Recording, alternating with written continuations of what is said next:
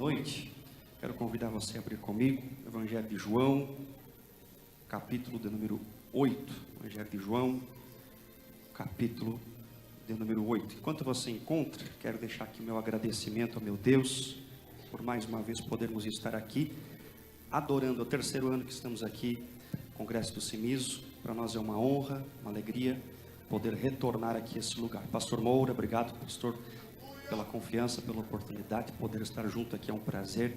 Também a sua esposa, cantora Andréa Rocha, que Deus abençoe grandemente. O Daniel, que está me acompanhando, Deus abençoe.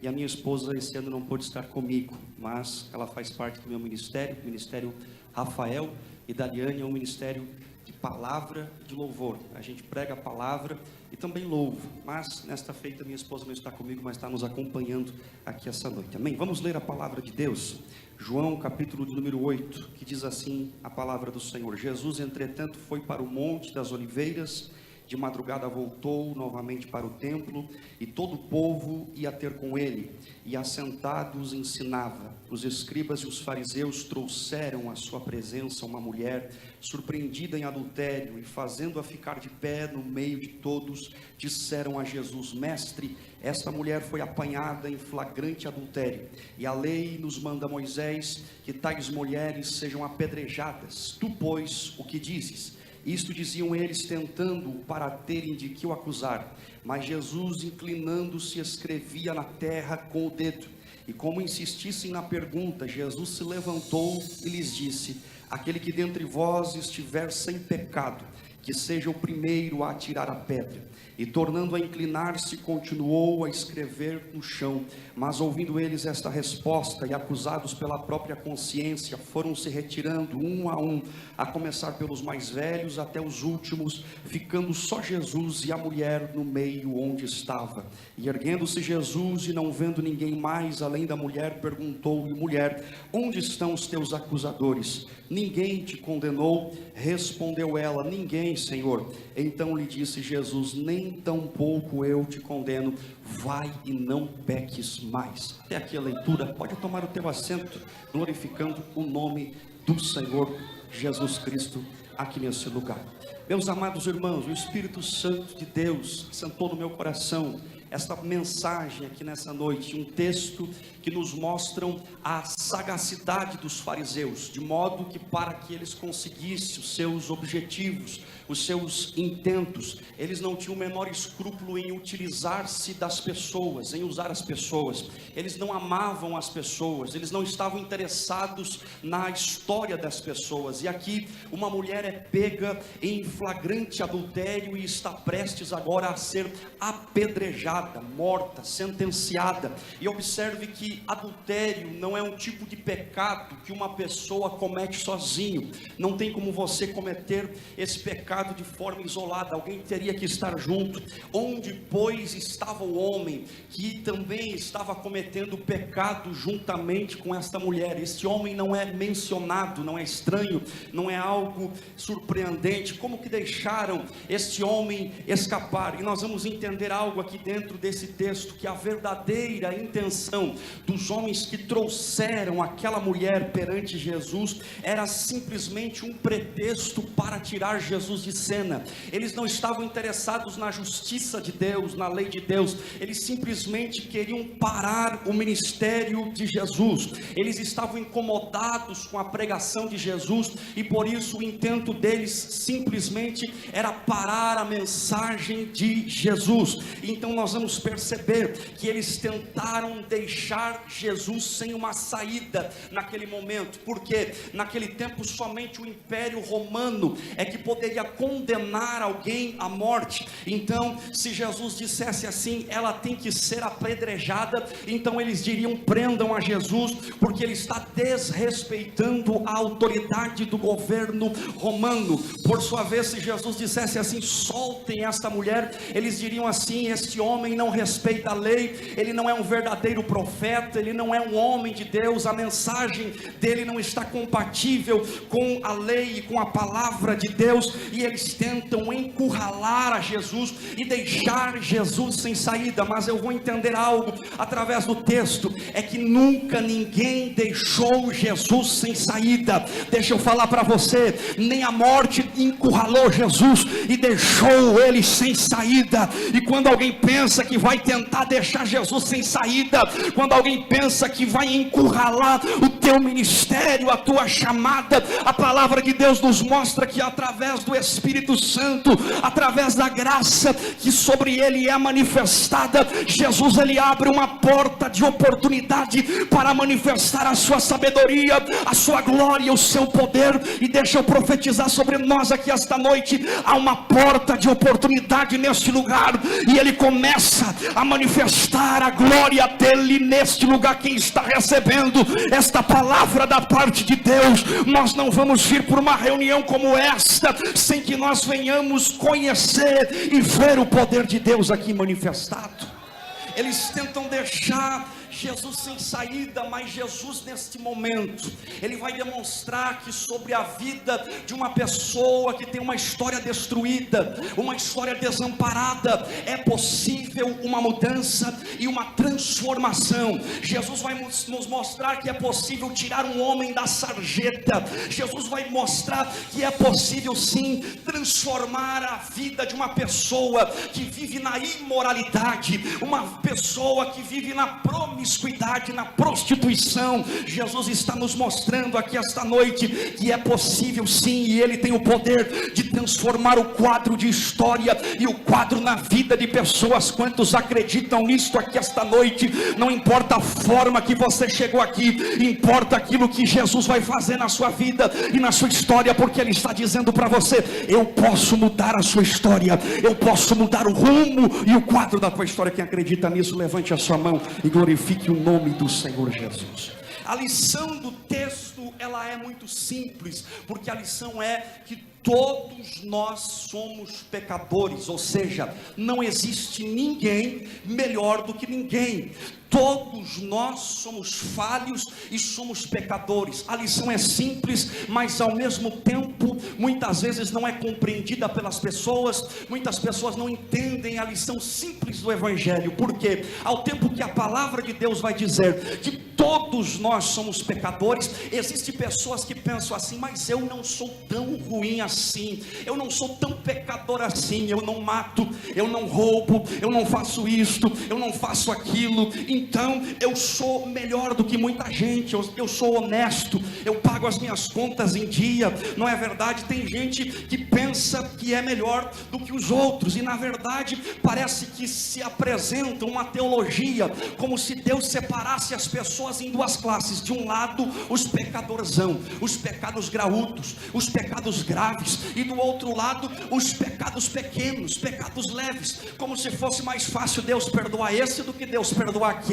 Parece que Deus está separando em classes de pessoas, mas Jesus ele está nos mostrando que todos somos pecadores. Nesta mensagem Jesus enquadrou todos dentro do mesmo nível espiritual, e foi tão sério o que Jesus fez aqui, que os homens que trouxeram aquela mulher pega no ato flagrante de adultério, eles se compararam o seu pecado ao pecado da mulher adúltera. Olha só, Jesus está nos mostrando exatamente o que é a força do pecado sobre as nossas vidas. Jesus está nos mostrando que o pecado destrói. Jesus está nos mostrando que o pecado nos separa de Deus, e essa noite Jesus está falando para nós aqui: o pecado pode te destruir, o pecado pode parar o teu ministério, o pecado pode engavetar a tua chamada, o pecado pode travar tudo que Deus tem na sua vida, mas Jesus está dizendo assim: eu tenho o poder de remover o pecado da tua história e fazer de você um grande homem e uma grande mulher de Deus. Que acredita nisso aqui esta noite e recebe esta palavra. Jesus está sendo questionado, verso 5, pela lei de Moisés, esta mulher deve ser apedrejada, e tu, pois, o que dizes? Percebam, eles não queriam saber sobre santidade, sobre a aplicação da palavra, eles queriam simplesmente testar a Jesus. Qualquer resposta de Jesus era comprometedora. Então o que é que Jesus faz? Preste atenção, Jesus não responde em palavras, Jesus se prostra e Jesus começa a desenhar na terra. A palavra de Deus vai dizer que Jesus está ali desenhando na terra, e como que eles insistissem na pergunta, Jesus então se levanta e Jesus só fala uma palavra: quem não tem pecado, atire então a primeira pedra. Então Jesus retorna e ele continua a desenhar na terra. Preste atenção, porque existe um escritor que diz e fala que enquanto Jesus escrevia na terra, ele escrevia nomes de pecados. Então as pessoas que estavam ali à volta e que estavam pensando na possibilidade de tacar a primeira pedra e começar o apedrejamento, no momento que Jesus está escrevendo os nomes de pecados, eles observam que Jesus havia escrito exatamente o seu pecado, exatamente a sua prática, que não era manifestada, não era visível, não era aparente, era uma prática oculta. Então aquelas pessoas, ao observar aquilo, o peso da glória de Deus começa a se manifestar naquele lugar, e a consciência começa a trabalhar. Deixa eu falar uma verdade para você. Quantos querem ouvir a verdade aqui essa noite? Você e eu podemos esconder o nosso pecado das pessoas. Você e eu podemos esconder o nosso pecado do pastor da igreja, Nós podemos esconder o nosso pecado e ocultá-lo. Só que através desta palavra, Deus está revelando algo ao nosso coração. Nós não podemos esconder o nosso pecado do Deus Todo-Poderoso, porque diante de Deus não tem terno bonito, gravata bonita, aparência bonita, não. Diante de Deus Ele tem olhos como chamas de fogo, meu querido, e Ele contempla, Ele penetra no íntimo das nossas entranhas, da nossa alma, do nosso coração, e Ele conhece o nosso coração. Quem está entendendo a palavra de Deus aqui essa noite? Você não pode esconder o teu pecado, nem mesmo da tua consciência, porque você sabe aonde você tem errado. Você sabe, no profundo do seu coração. Então Jesus, sem dizer uma palavra, o peso da glória dele se manifesta naquele silêncio. E sem Jesus dizer, era como se ele estivesse olhando para cada pessoa à sua volta e dizendo assim: eu conheço os pecados que vocês têm cometido, eu conheço os pecados escondidos, eu conheço o íntimo do vosso coração. Você pode ter boa pinta, boa aparência aí diante da multidão, bom status, mas na minha presença eu te digo, eu te conheço, eu sei a sua história.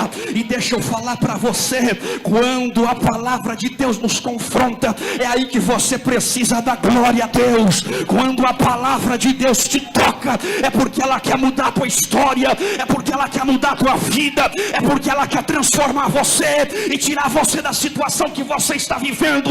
Então, se a palavra está pegando hoje, deixa eu falar para você: glorifique o nome dele, porque ele te ama. Glorifique o nome dele, porque ele tem um projeto e uma promessa na sua vida. Quem está entendendo, levante a sua mão e adore o nome do Senhor. O rabacalasturabakai, o remendo, ok, vastuga. Jesus está dizendo: eu conheço os vossos pecados.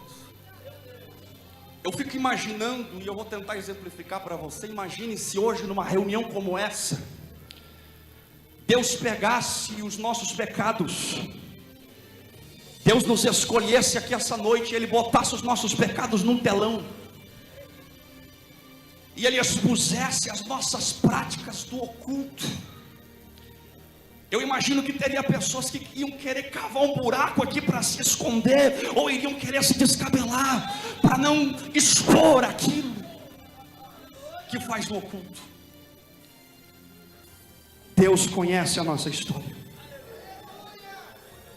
A comunhão com Deus, ela acontece por meio de nós estarmos ligados em Cristo. Agora deixa eu te dar um exemplo. Imagine você, se eu pego aqui um fio elétrico e eu arrebento o fio elétrico.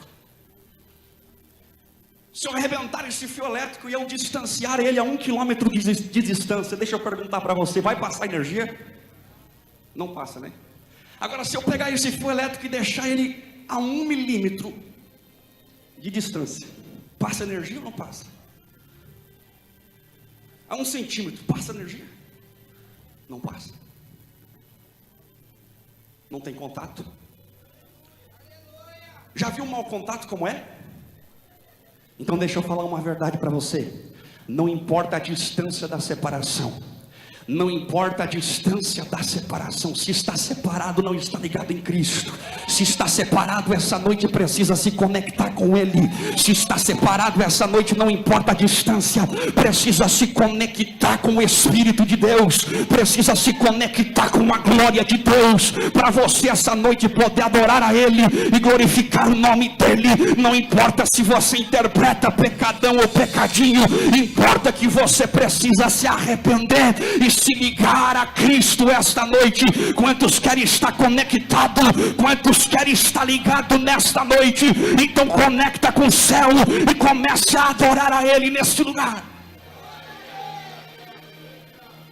O pecado nos separa de Deus, e o verso 9 vai dizer que os mais velhos foram os primeiros a ir embora. E eu fico me perguntando por que os mais velhos foram os primeiros a ir embora.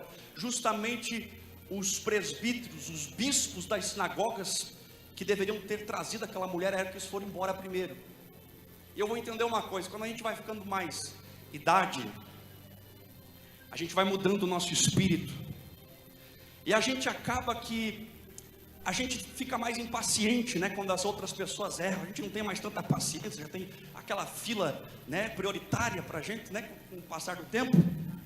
Só que a gente vai relevando mais os nossos erros, mas a gente não releva tanto os erros dos outros, acaba não aceitando ideias novas, acaba julgando o mundo pela própria experiência. Então, quando aqueles homens trouxeram aquela mulher diante de Jesus, eles não pararam para analisar a história da mulher, eles simplesmente se utilizaram dela para testar a Jesus. Então eu vou entender uma coisa: aqueles homens estavam com toda a sabedoria na ponta da língua, aqueles homens estavam tão sábios, tão com o peito estufado para argumentar e para falar, mas quando vem o peso da glória de Deus sobre o ambiente, deixa eu falar para você, a sabedoria do homem não prevalece. O que prevalece é a manifestação da sabedoria, da graça, do poder de Deus, da glória de Deus. E quando a glória de Deus cresce, o homem precisa diminuir. Quantos querem diminuir aqui esta noite? Ele está confrontando você para fazer você diminuir, mas para que a glória dele cresça neste lugar.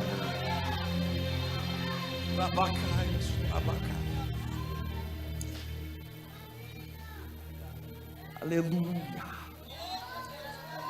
Preste atenção no que acontece. A mulher está como? Eu imagino. Ela está prostrada. Ela está de cabeça baixa, aguardando as pedras que viriam sobre ela. Agora olha Jesus, que lindo.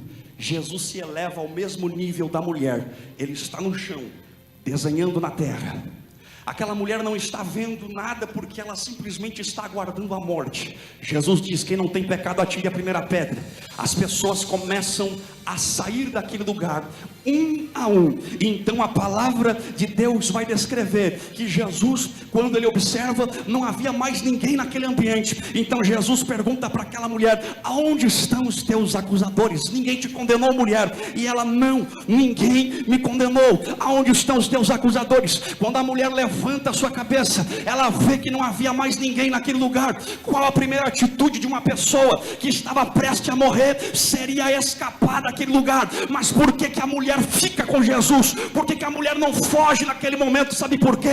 Porque quando nós passamos uma situação dessa, em que a pressão do pecado está sobre a nossa vida, a destruição do pecado está à nossa volta, deixa eu falar para você, nós não sabemos lidar com os nossos próprios pecados, nós não sabemos lidar com a nossa vergonha, nós não sabemos lidar com as angústias e com aquilo que o pecado provoca sobre a nossa vida. aquela mulher entendeu que não tinha outro lugar para ela ir. Sabe onde é que ela fica? Ela fica com Jesus, porque ela entende que só Jesus poderia fazer ela reagir, porque é Jesus que fala para ela: levanta, mulher, reaja, mulher, eu estou sobre a sua vida para te fazer reagir. Esta noite aqui, deixa eu falar para você, é só Jesus que vai fazer você reagir, é só a palavra dele que vai te levantar. Não tem nada nesta terra que vai levantar você, mas a palavra dele vai levantar você aqui esta noite. Quem acredita nisto?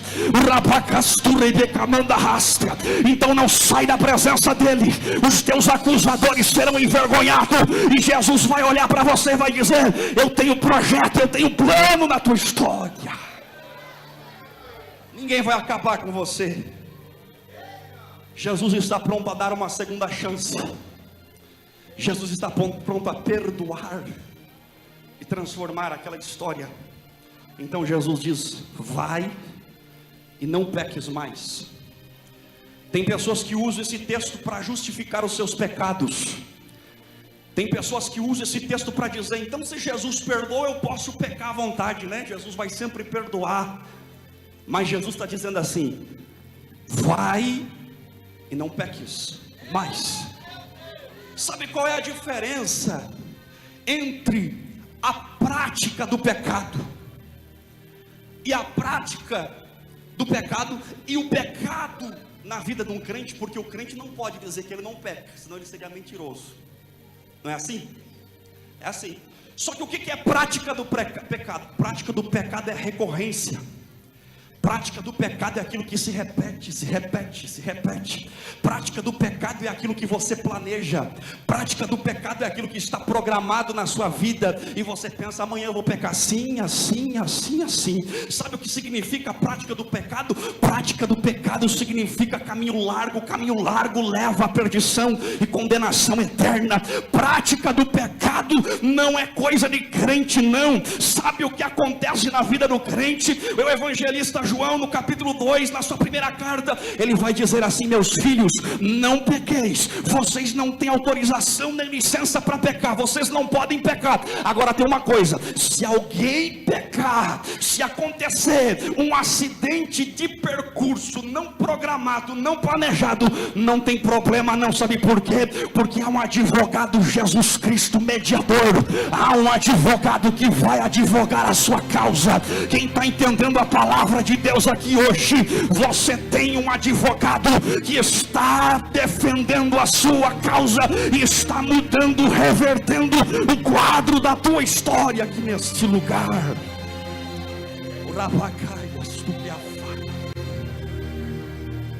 Você vai sair daqui avaliando se você está na prática do pecado, ou se acontecer um acidente de percurso na sua história. E eu quero que você avalie, eu vou concluindo a mensagem.